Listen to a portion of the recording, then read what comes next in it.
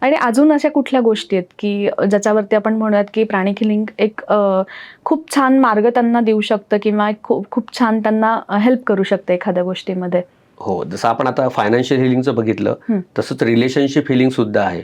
बरं, आजकाल आपण म्हणजे हां, हां. हां, म्हणजे आजकाल आपण बघतो, की इतके ताणतणाव वाढले आहेत प्रत्येक नात्यामध्ये, की घरी लोकं असतात पण एकमेकांशी बोलत नाही. हं, हं. त्यांचे मोबाईलमध्ये सगळंच सुरू असतं.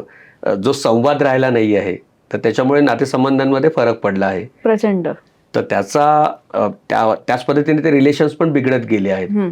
आणि अजून एक गोष्ट आपण बघतो, की आजकाल नवीन जोडप्यांमध्ये एकमेकांमध्ये ॲडजस्ट करण्याची किंवा ही पण हे कमी होत चालली आहे, समजून की घेतलं जात हां, नाही. म्हणजे छोट्या-मोठ्या मुद्द्यांवरून पण ताणतणाव होतात.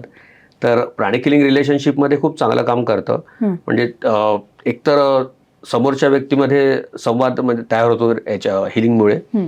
आणि सगळ्यात महत्त्वाचं काय आहे, की जेव्हा एखाद्याशी आपलं नातं खराब होतं, तेव्हा आपण त्याला नेहमी वाईटच बोलत असतो किंवा मनात त्याच्याबद्दल वाईटच विचार करत हं. असतो.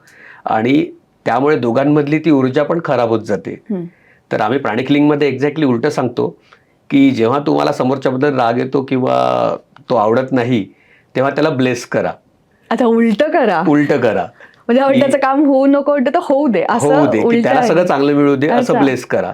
त्याच्यामुळे काय होतं, की त्या दोघांमधल्या जी ऊर्जा आहे ती सुधारायला लागते. सकारात्मक ऊर्जा तयार होते हं. आणि त्याचा परिणाम नातेसंबंधांवर व्हायला लागतो. हं. तर अशा प्रकारे ते रिलेशनशिप हिलिंगमध्ये काम करतं. ग्रेट.